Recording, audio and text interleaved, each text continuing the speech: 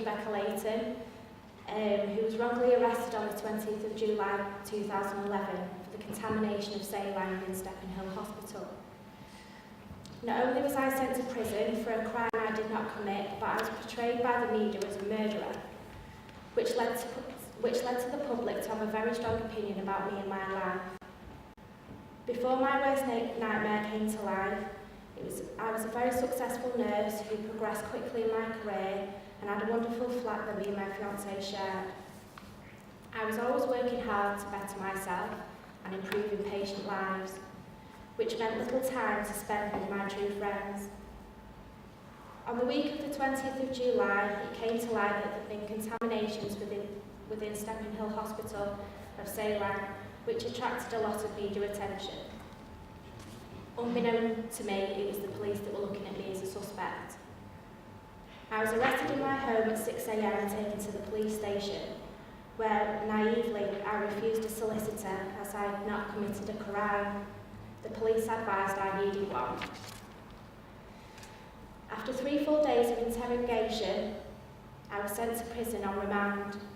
At this point, I was not aware of the media hype that followed the case and the horrendous names and strong opinions that followed. It was when I was in my cell that I saw the news, and there was my amazing friends and family, walking out of court with a look on their faces of total heartbreak, and the flood of media trying to get any picture they could of them. This was really extremely difficult. I was becoming more aware of the media interest as the days passed, my face continuously coming up on the news, pictures published of me that had been put on Facebook privately. This knocked me for 6 as they were used totally out of context. I asked my family when they visited me in prison, which newspapers am I in, with a response of every front cover. This upset me deeply as I knew I was being portrayed to the world as a monster, and they could not be any further from the truth. Due to the media coverage, I was classed as a celebrity to other prisoners. Not only have the public got a strong opinion about me and my life, but also the majority of the prison population that were there for breaking the law. Every prisoner wanted to know where I was at what time. I had to be protected and my identity changed, so it was not easy for them. The one thing I did have in my favour is I do not look the same without makeup on. I was not allowed home for my own protection, and of course the intense media coverage did not help the situation. I was refused bail for this reason. I find it hard to think I was in a building full of criminals and I was not allowed home for my own protection, when all I wanted was to be at home with my family and let them protect me. Yet the obstacles of this dream kept getting bigger and bigger as the more and more the media wrote about me. 6 weeks have passed of a living nightmare, being treated differently because I was high profile. Another name I'd also been branded. I was treated amazingly by the prison wardens. I knew by this treatment they knew deep down I should never have been sent to the hellhole that I had to spend 6 weeks of my life. One afternoon I was told I could go home. All charges had been dropped just like that. I could not believe it was all over. I could not believe after 6 weeks in prison for a crime I had not committed and told I could not go home for my own protection, now I could. It was a relief I cannot put into words. It was as if now, after all this time, I have a voice, and it's been heard and they believe me. I was not allowed my family to collect me. The police had to take me for my protection because of the media interest. For 2 weeks, the media camped outside my house, taking pictures at any opportunity, looking into our cars, ringing the phone, posting letters through the letterbox. We had to leave and return home when the media weren't there to try and hold on to any dignity and privacy me and my family had left. It was a week after being at my parents' house, my solicitor provided me with some copies of the media coverage. It was difficult to read as the portrayal was so wrong. The pictures were used totally out of context. The 20th of July 2011 was the day I was arrested. 3 to 4 hours later, my name and picture was published, opinions had started to form. A number of pictures were used, one where I was messing around pretending to drink out a bottle of wine with a caption underneath saying, Rebecca Layton's Facebook tells of a frantic social life that helped her cope with the stresses of life, work. Followed by her Facebook page is littered with entries about not looking forward to work. Another headline, Hero Nurse nabs the angel of death. Wasn't this the name that they branded the self-confessed murderer Beverly Allen? Also, Saline serial killer and Saline nurse. My name is Rebecca Layton and I'm not guilty of any crime. This was never portrayed. Nothing but the party girl that hated work and drank too much. Does that make somebody guilty of murder? I still get stopped in the street by the public and asked, are you that nurse? Which I find difficult. As a result, I do not like being on my own. I'm still living at my parents' as the flat I love brings back too many bad memories. I need the closure to be able to live my life again as the happy woman I once was. I also deeply want the closure for the families who've lost loved ones, who've also been through a horrendous time. As a result of the living nightmare, I continue to be strong and fight for what's right. To be involved in the Hacked Off campaign is an amazing opportunity for somebody like me. I've met some very powerful people who I can now relate to. I can talk to people who do know what it's like to be monstered by the nation's media and the lifelong effects it has on people's lives. I can also make a contribution to changing the law, having a voice that people now want to listen to, and bring back people's attention to the wrongdoings that I've had to suffer. The media have crossed the line too many times and it has to stop.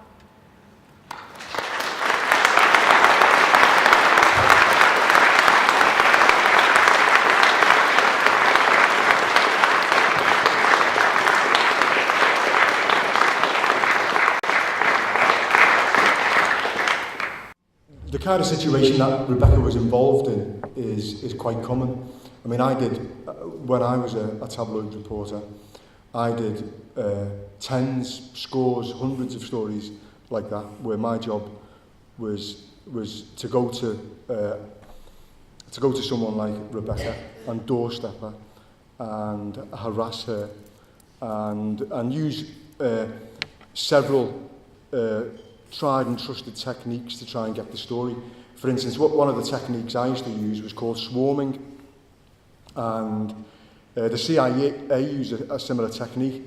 What it is, it's I used to pay photographers and freelance journalists to pretend to be a press pack, and they would target someone like Rebecca, and they would swarm around that person's property and that person's life in order to harass them as much as possible and create a kind of hurricane in the mind whereby the victim doesn't know what's going on and is conducive to making a decision which is not in their interests, i.e. to sign up to do a big newspaper exclusive for a big red top. And then just at the time when she was most vulnerable, I would step in and say to her, listen, who do you want to do a deal with? Do you want to do a deal with the pack, which has been created by me, and is not a real newspaper pack, or do you want to do a deal with me? You know, these are the bad guys, I'm the good guy, you know, I can help you out of this situation. And many times it worked, and I got the story.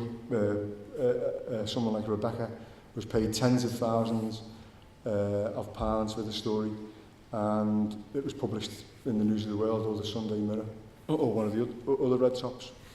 But they were just some of the techniques I used to use. You know, there were other times we used forms of blackmail and extortion, other forms of trickery, you know, willful manipulation of situations and facts in order to get stories, fabrication of evidence, fabrication of stories, cheating, any lies, anything really was fair game as long as you got the story at the end of the day. And you know, I recognise Rebecca's situation, because often I was on the other side of the door, banging on it, kicking it, putting letters through the door with promises of riches beyond your wildest dreams, holidays in Spain, job offers, anything to trick the person at the other end to give us a story. And often, if they signed up to do a story, if they were foolish enough to go along with this ploy, they would be ripped off, and after the story published, the contract would be renegotiated. And what that would mean is that someone like Rebecca would get, instead of tens of thousands of pounds, she might get a couple of £100, maybe a few grand if she was lucky. Or if she got a lawyer involved, you know, she might be able to come to better terms. But at the end of the day, it was all about raping the story, raping the victim to get all of the benefits into the newspaper and none of the benefits to the subject of the story. Most newspapers are privately owned corporations, so legally the main obligation is to their shareholders and and other interests, for instance human rights and so on. Don't really get a look in. So what I'm saying is the bottom line is more important than other forms of law like human rights, privacy, laws which stop workplace bullying and stuff like that. But it's not as simple as that. In order to become a good reporter at a tabloid newspaper, it's kind of a deal with the devil. The vices have got to be in you first when you enter the profession. So you've got to have few virtues, or virtues which you're prepared to kind of put to one side to align your goals to that of the corporation or the newspaper you're working for. And also, on the other side of the equation, the very, very unnatural and difficult places to work, and the very hierarchical. So newspaper editors have a lot of power, both inside the newsroom and outside the newsroom. I mean, you've all seen people like Andy Coulson and Rebecca Brooks on the telly, and these had access to the highest powers in the land. And there's a lot of, it's a very aggressive place to work. It's kind of like the Death Star. If you can imagine the Death Star in Star Wars, it's, for instance, Wapping was a kind of grey, airless, state-of-the-art office, which was difficult to work in. You know, it was you weren't allowed to express your own opinions. Free thinking and creativity weren't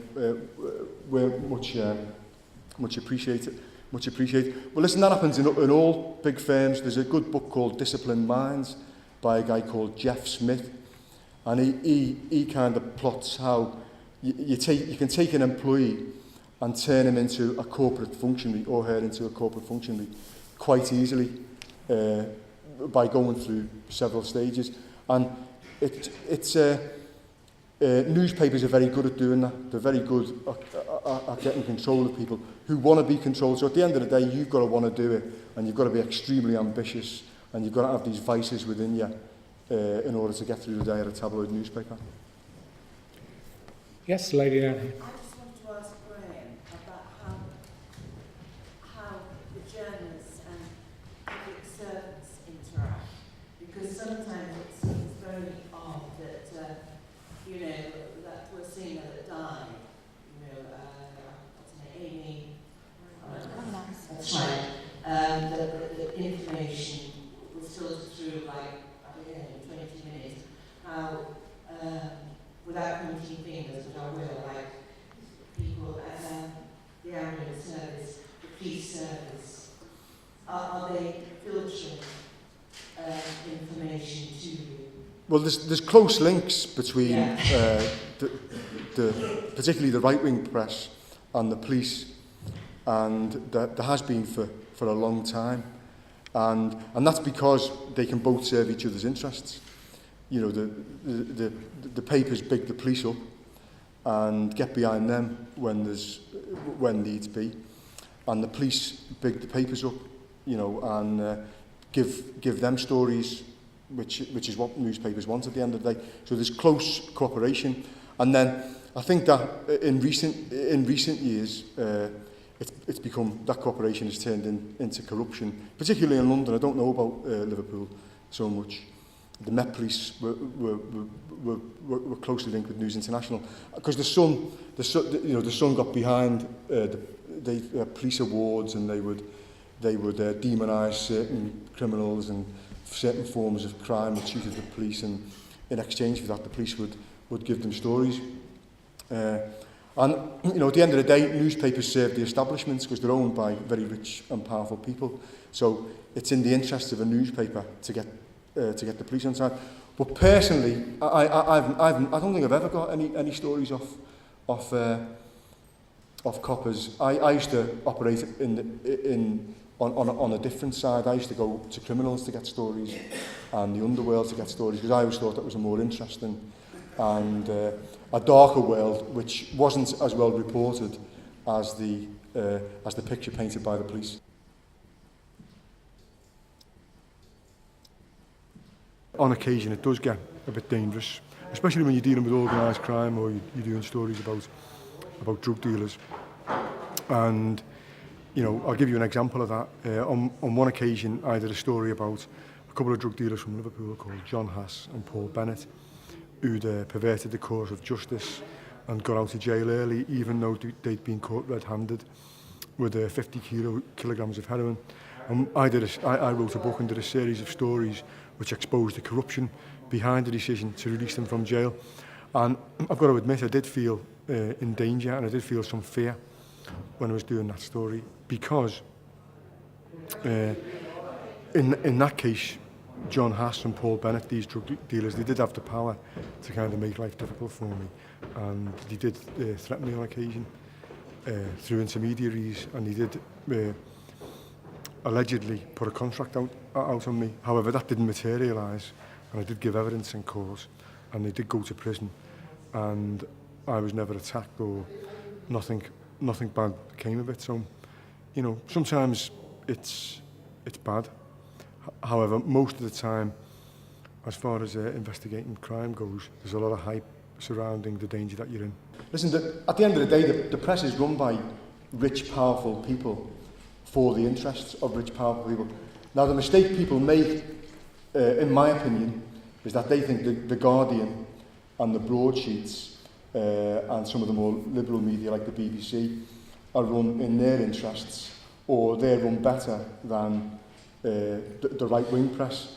But having worked in all of those organisations, the BBC, the Guardian, the Mirror Group, News International, I come out of it the view that they were all the same, and they pretty much served the interests of rich and powerful people. And if you read Noam Chomsky, I don't know whether you've heard of him. He's a linguist who studies the media. His theory, they're not theories. I've seen them in real time. I've seen them working in the newsroom. Whether you're the Guardian or the Sun, your job is to pump out corporate propaganda, and if you're in the right-wing press as well, you pump out military propaganda and manufacture of consent and all that. And if you're rich, you will be protected from the consequences of that. If you're poor, then you're one of the peasants and no one cares. What you're seeing is a big struggle for power between big corporations and big elites about who's going to control the future of information, and that's what's going on in the background. And phone hacking is a kind of symbol and symptom of that. There's much more, in my opinion, sinister things going on in the background. Editors want journalists to write stories about celebrities and show business, as opposed to writing stories about exposing wrongdoing in corporations, or, God forbid, you go against the military propaganda, which is put out by the government. If you do that, you probably would find yourself out of a job. So journalism has lost its way, But it's, you know, I would argue that that's pressure from above. I would argue that that's mostly editors and proprietors who manufacture the consent, what they want in a newsroom. Thanks, Graham. Well, I'm pleased to say that Tom Watson MP has been able to join us. He's managed to catch the fastest taxi in the northwest and race down the M6 and M62.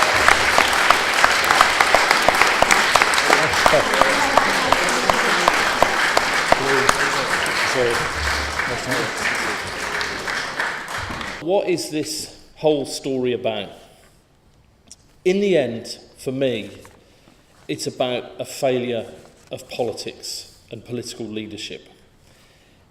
It's short-term, venal games of politicians who let a media empire get too powerful.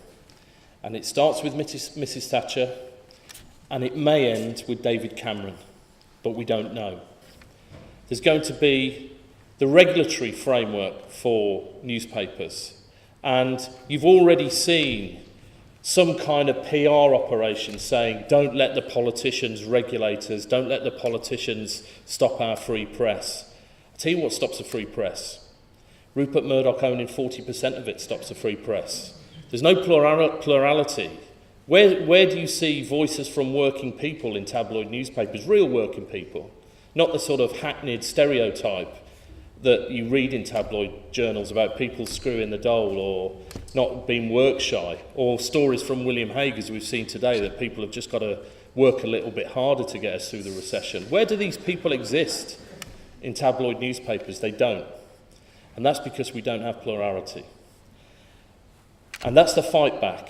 That's why they're fighting back. They're trying to convince you that what I want to do is close down a free press, that other politicians who are in this space are trying to stop our own expenses being investigated by investigative journalism. Nothing could be further from the truth. And the truth is we've not had regulation. We've not even had self-regulation. We've had a veneer hiding laissez-faire criminal wrongdoing. And what we need to do now is put to death the Press Complaints Commission and create a new body, yes, arm's length from government, but with some statutory powers, simply to ensure that when an editor allows a newspaper to do something wrong or it makes a mistake, they can be obliged to put it right, because that's not been happening for many years and many decades. And then the third element of this story is the thing that I think is the challenge for the political parties, and that is ownership. It's obvious to virtually every human being in the United Kingdom now that Rupert Murdoch's company owns too much media in the UK. And that's how his executives began to believe that they had no predators, that they thought that they were unaccountable, that they could turn a blind eye when people in the company were breaking the law, because no politician, no policeman, no one from the criminal justice system, no editor on a rival newspaper is going to hold them to account. And so we need to make sure that the media ownership rules that are enacted either at the end of this Parliament, but probably at the beginning of the next Parliament, are adhered to.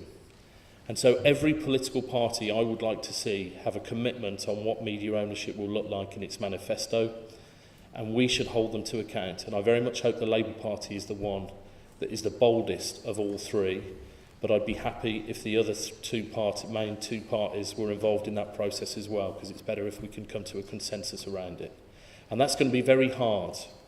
And when Lord Leveson reports towards the end of the year with a list of reforms that we should enact in Parliament, David Cameron, Nick Clegg and Ed Miliband will come under immense pressure, both formal from the editorial lines taken by those newspapers that have been trying to hold back from this reform package for too long, but also informal. Those roots we're beginning to see exposed by the Leveson inquiry, the lobbyists, the sort of soft focus lobbying, the yachts in the Mediterranean, the deep carpet secret meetings in Downing Street, the small parties in the Cotswolds for people's birthdays.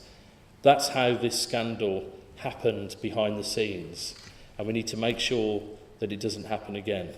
So regulation, ownership and ethics They are our challenge post Millie Dowler. And if we're going to honour her family, that's what politicians have got to do. Thanks.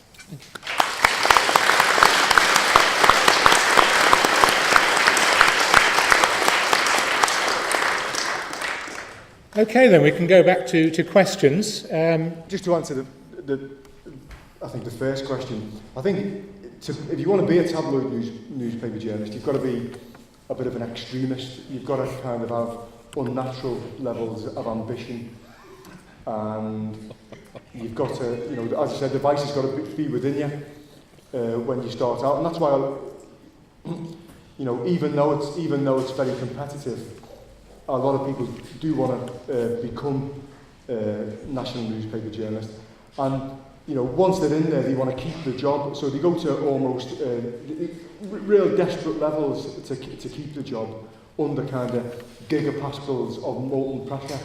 You know, I think it's not unreasonable for the reader to expect the stories they read to be accurately fact-checked, researched and obtained legally rather than illegally. And why did the News of the World close down? Because there was a volcanic eruption of breach of trust. You know, people were reading this paper for whatever reason, and all of a sudden they realised that the people on it were, you know, involved in wholesale criminality. Or some of the people on it, not all of them. In fact, some very good journalists lost their jobs and they had no idea what was going on, and they were sacrificed by the executives that run the company because the reputation of the whole company was imperiled. So I do think there is now that Leveson is beginning to sketch out some of the methodologies that were denied by the executives that run the company over many years to lots of inquiries. I think that there is some kind of consumer movement that is showing. One of the interesting things about this, unpicking this saga, was that we used the Freedom of Information Act to map out, lunch by lunch, the relationships between executives and senior officers at the Met. And, you know, you realise that Andy Heyman, who was in charge of the hacking inquiry that was launched at the beginning of April, was lunching at the Soho House Private Members Club on April the 26th, 2006 with senior people from the News of the World. That's not right. And let me tell you, the Freedom of Information Act has currently been reviewed by the coalition government and is under threat. There will be attempts to dilute the efficacy, the impact of this act later in the year. And I honestly don't think we'd have cracked this story open if we'd not had it. So, you know, that's one of the lessons to be learned from this whole scandal. And, you know, the Metropolitan Police has already begun a process of reform because of that. You know, one of the things that they did when they published their hospitality registers, they didn't publish the person or institution offering the hospitality. They redacted it. And we found that and thought, well, that's ridiculous. How do we know how many football matches they've been to with News of the World? And we've actually changed the policy now. It's small progress, but I think transparency is beginning to sort of show these inappropriate relationships, the ones that aren't illegal but just aren't right. And that's beginning to create a culture change within the Met.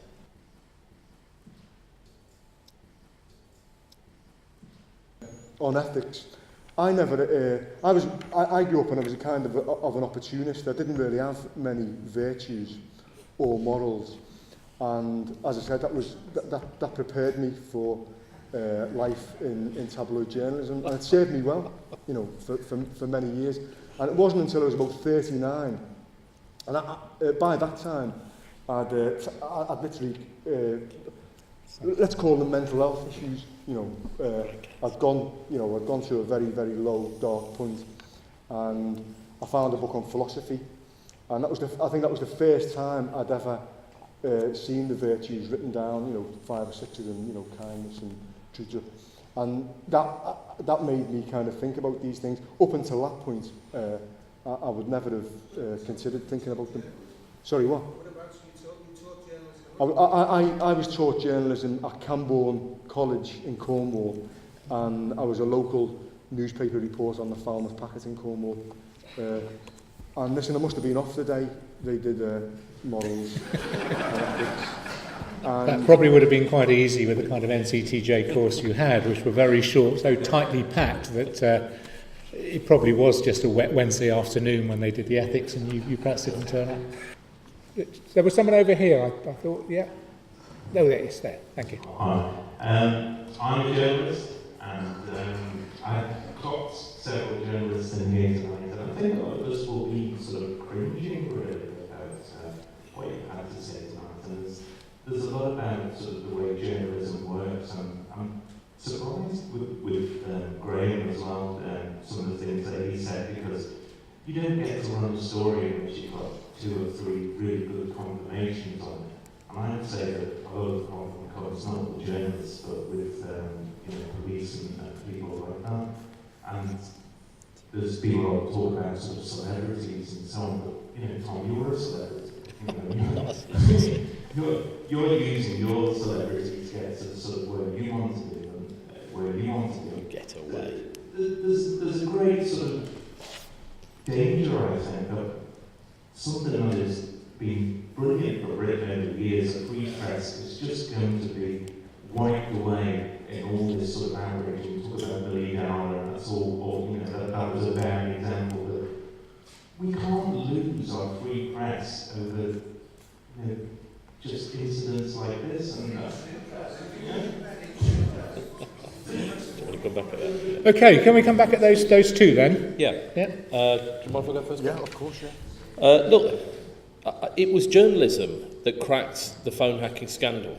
It was noble journalism. It was Nick Davis of The Guardian who had his character traduced by executives at News International, who was threatened, who I had journalists telling me, oh, you can't trust that Nick Davis, he makes these stories up, when they were trying to undermine his case. And I believed him. So don't in any way think that I'm not standing up for journalism.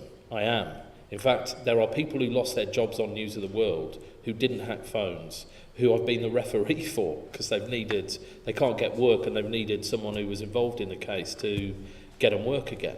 And so this is not an attack on journalism. In fact, what I would nobly try to convince you of is it's actually an attempt to try and defend journalism and protect it from itself, or the worst excesses of itself.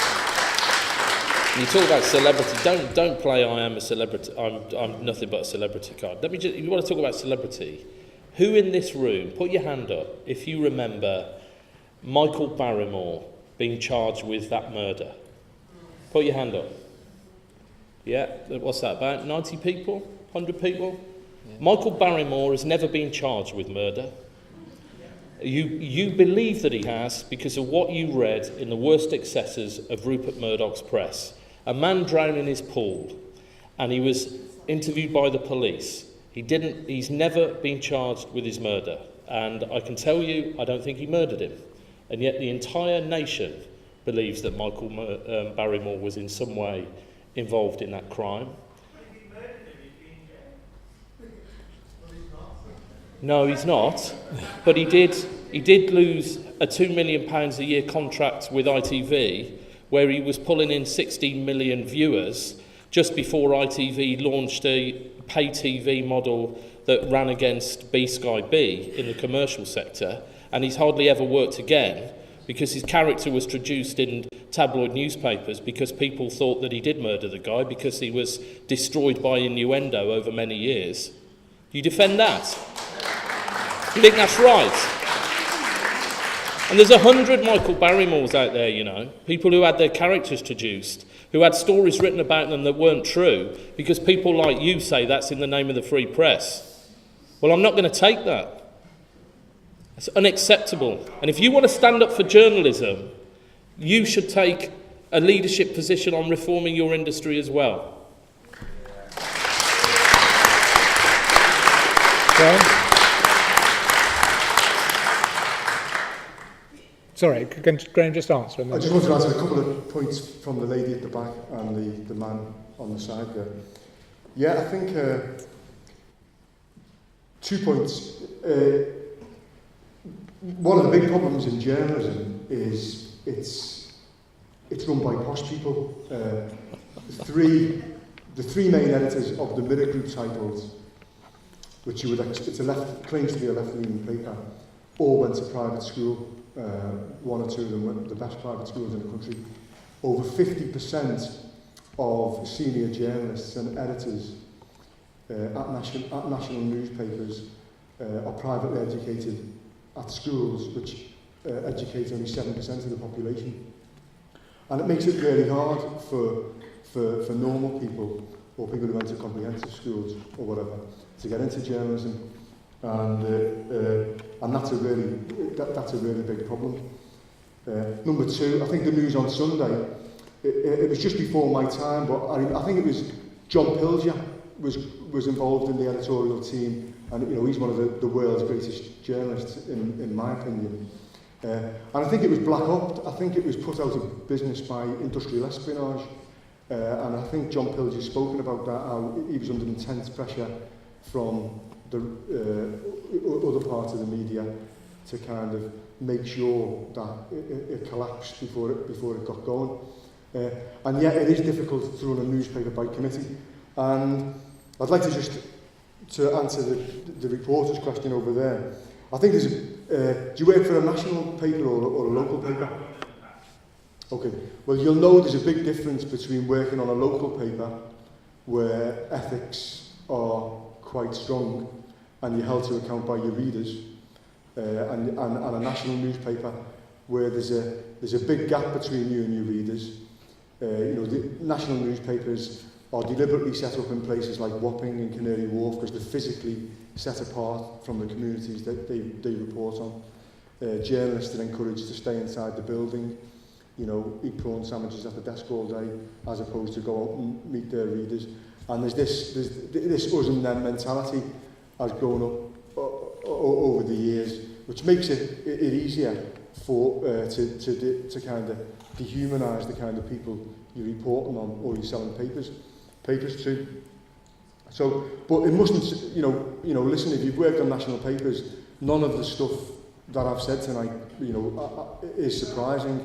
It's surely every sort of story, your editor wants two confirmations. Your editor Would want two confirmations at least. no, Serious. no, not at all. Listen, one of the stories that I did in this city was Wayne Rooney having sex with a granny in a brothel. And listen, the only evidence for that story was a videotape from a brothel which the Sunday Mirror bought for £200,000. There was no other sources required.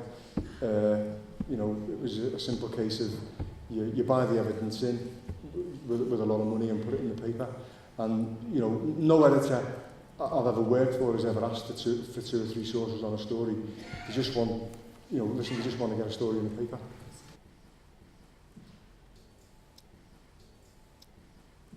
The only way I could get through sort of the fear of the early days of the inquiry, when everyone thought, I was basically insane, was to think that the company would destroy my reputation in the eyes of people to such a degree that I'd be drummed out of Parliament. And that's the survival mechanism. I thought that my political career would be over for what it is. And so I knew that I was not going to be an MP at the end of it. Every day I went into it, and that's how I got through it.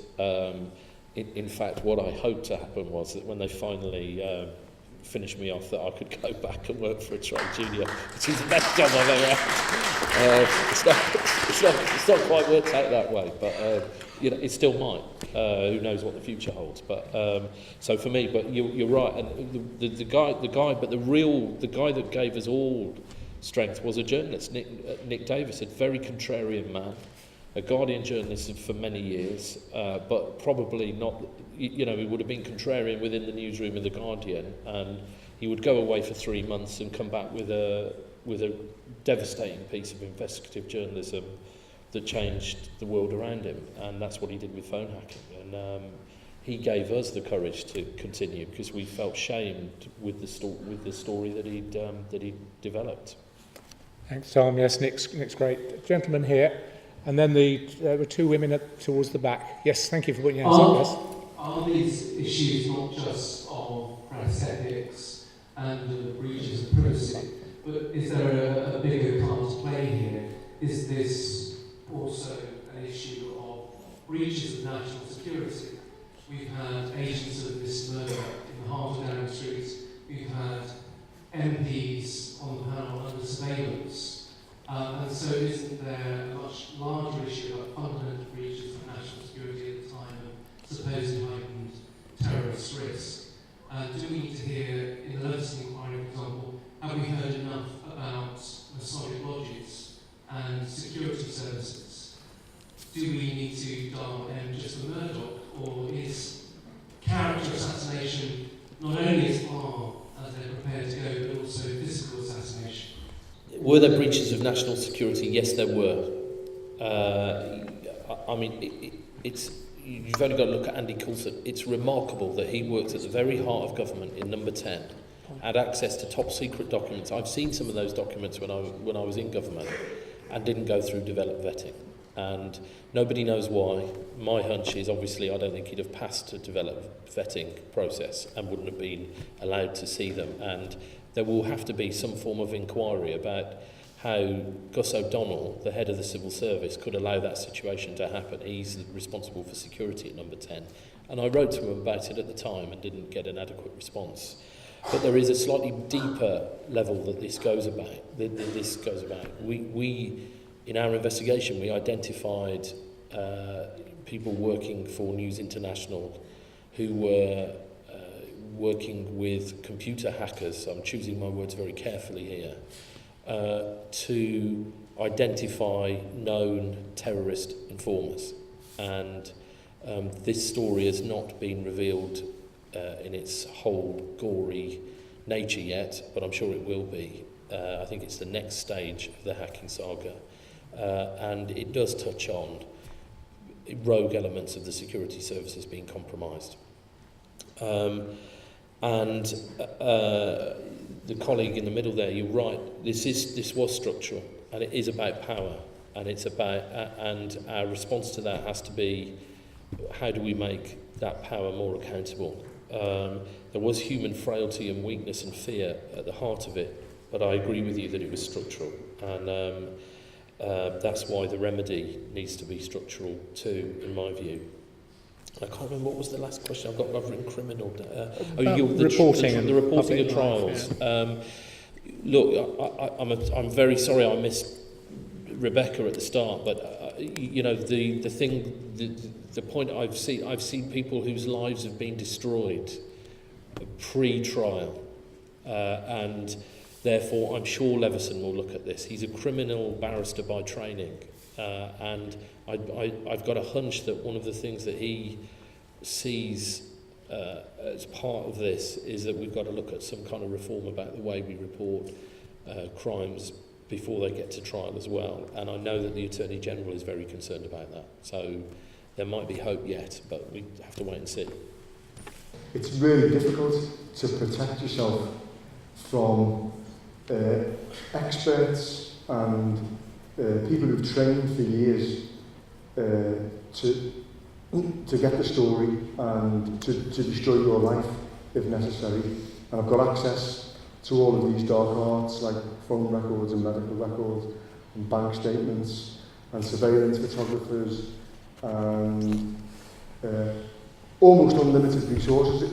It's almost impossible to protect yourself when that's brought and focused on one particular case. There's a whole industry out there which is set up now, public relations and lawyers who specialise in this kind of crisis management. But really, that's not the solution. I always think if you're caught in the middle of a press storm, is just to tell the truth. And that's really hard when you're getting bullied like Rebecca was, and no one will listen to you, and you're in jail. But there's not much else you can do really. And listen, I think the only way to protect people is MPs like Tom changing the way it all works. Sorry. Yeah, I mean, lawyers might help you, but, you know, not necessarily. And it's easy for journalists to get the lawyer on side as well and corrupt the lawyer, you know, because, you know, lawyers like money, you know, lawyers like to do deals. So, you know, if I say to the lawyer, listen, we know you've got to represent your clients, however, but we'll give you, you know, listen, we'll give you 10 grand out the back door if you'll persuade your clients to come with us, then, you know, how do you know you're not getting that? And I've done that, you know, I've done that, and I've been involved in situations where we've actually appointed the lawyer to represent the person, but they haven't really known that, you know, and so basically everything is working for the interest of the newspaper and not the client.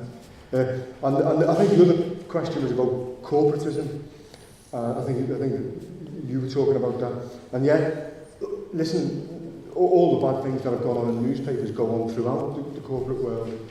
And I suppose the key to it is, and what Tom's doing, is you split up these big corporations and you make the media more diverse. So, listen, there's always going to be bad apples, but you can dilute their power and you can stop them from getting away with murder. You know. Tom, yeah. I think the point you made about employment contracts and how it's done is a good one, because what happened in the industry was they used subcontractors to do the illegal information gathering, and very often the subcontractors would subcontract to give a bridge, and it's not just in news gathering, by the way. There are, you know, top flight law firms and city firms that rely on information gathering that would allow this industry to grow. So phone hacking was a fluke, really, that it happened to be Glenn Mulcair who cracked this open. He was a blagger by trade. He would get PIN numbers and either hack phones himself or give them to other people. But there were other blaggers out there. There's an impersonator called John Ross. There were other private investigators who had different skills. Some would get medical records, some could get your DVLA checks, some could get you police national computer checks. And they all were subcontracted for most newspaper groups. News International in particular did it. And interestingly, people, to go back to the colleague over there who talked about News on Sunday, there was an issue that I think also, I mean, whatever the leadership of News on Sunday, the competitive pricing was an issue. And I think the fact that big media groups with deep pockets can essentially put their competitors out of work because they reduce the price is an issue. And what I saw when I did an interview for News of the World, one of their executives said to me, in the 90s, a lot of journalists lost their jobs on the paper. They made 120 journalists redundant.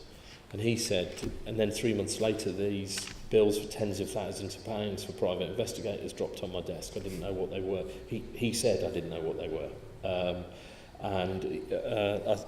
He said, I challenged the people, and they said, well, you know, you put these journalists out of work, we've got to get the information somewhere. So there is a sort of, you know, there's a business process, and what made the News of the World issue so sinister in my view was it almost seemed to be part of some illicit business plan, that phone hacking was a way of driving down the cost of proper information gathering using proper journalistic techniques.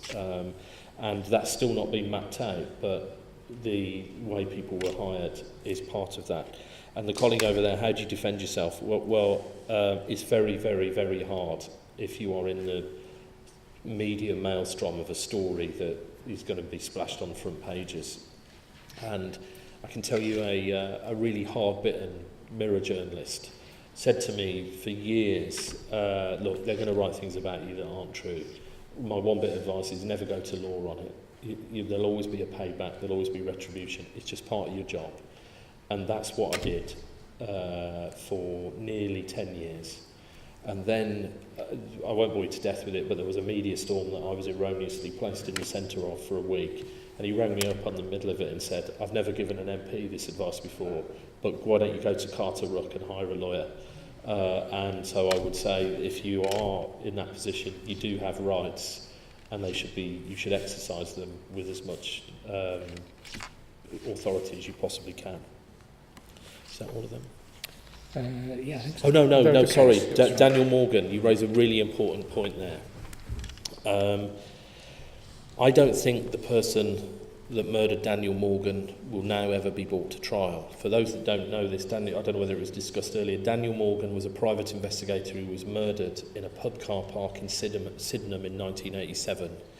And his business partner and he had an association with the News of the World in particular. And there have been 5 inquiries into the Morgan trial. The first one, the police have admitted, was undermined by police corruption. And in my view, that impacted on the 2nd, 3rd, 4th and 5th. So I don't think we will ever bring the murderer of Danny Morgan to justice now. That's the really murky end of this business. And it goes into a really murky world of PR gunslingers, contract killers and stuff like this. But what's really amazing about that story is a lot of the people who were involved then went on to work for all of the papers as inquiry agents who were pulling various kinds of records and following people around. And I'm sure I've worked with them on occasion because it's been a matter of speculation in Fleet Street for years. And I hope the Justice for Daniel campaign do get to the bottom of it. But I'm not surprised by the fact that there's lots of police corruption involved in this story, because Britain always comes top of the league tables for corruption in the international leagues. But it's always a really subtle form of kind of administrative corruption done by corporations all around the world, paying people off. What is surprising is that there are backhanders involved in London, in this country, to senior police officers. I think that is really bad, and it will come on top for them in the local parlance. And in addition to that, but it's got wider implications, because the relationship between the police and the press has distorted the whole of crime reporting over the years. And for instance, in the tabloids, crime is always blamed on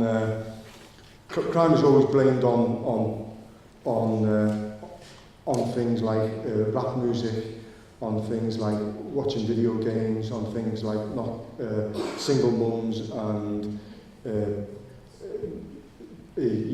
people not slapping the kids enough when the kids and stuff like that.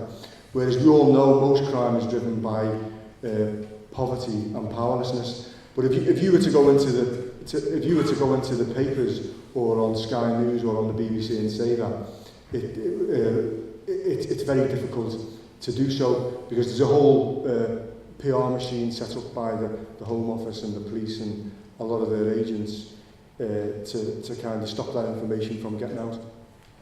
Thank you, Graham. Tom? I think Graham's probably answered it, I think, on corruption. I mean, the point I would make is I think there's currently 3 police officers that were arrested as part of Operation Elvedon. And I hope it goes all the way from the bottom to the top, and that they map out what the networks were. I suspect there is more going on behind the scenes than we know on that. And Graham raises the Morgan thing again, not to complicate it with detail for everyone, but the important fact I missed out was the original investigating officer at the scene of the crime, Detective Sergeant Sid Fillery, went to work for the former business partner of Daniel Morgan a year after doing the investigation, a man called Jonathan Rees, who ran Southern Investigations, who was then jailed for trying to plant drugs on the wife of a figure that had asked him to frame her. And he'd worked for all the national newspaper groups doing illegal information gathering before that. He went to jail for 7 years, and when he came out of jail, he was hired to work for News of the World in 2005 when Andy Coulson was the editor. And that whole story has not yet come out, and it should do. Absolutely, thanks, Tom. Okay, we've come to the end. I'll just give all 3 of our speakers an opportunity to just say a last couple of quick words if they wish to. Rebecca, have you anything you want to add? I think everything's been covered. Just thank you for listening. Lovely. Thanks, Rebecca.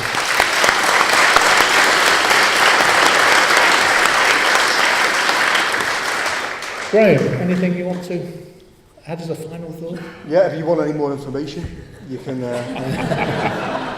Nothing like a good old-fashioned plug of the book. And talking of which, Tom, any last thoughts? I'm going to plug the book. No, I want to say thank you. That was an incredibly interesting debate, and the journalists in the room, I do just please go away knowing that I'm not attacking journalism, I'm trying to defend it. And for those of you that don't like what you've seen tabloid journalism do, please also be aware there are a lot of people who now want to get the reforms that people have been crying out for years. So thank you for a good discussion. Thank you. With the Leveson inquiry and the way things are going, there is a serious danger in my mind that journalism is going to be limited in a way which would be incredibly dangerous for the public and for our democracy. Journalism is central to finding out what's going on, explaining it to people, trying to provide them with a background for the decisions they need to make, particularly decisions at the ballot box. Who to vote for, why should I be voting for them, what are the big issues, what's it all about? And if we lose that journalism because we're scared that the bad journalism that's happening with the red tops, then our whole society is in incredible danger. So it's vital that we get the ethics right. It's vital that Leveson comes out with sensible solutions to the way forward, but we need to make absolutely certain that we don't throw the baby out with the bathwater, lose good journalism in order to try and crush bad journalism.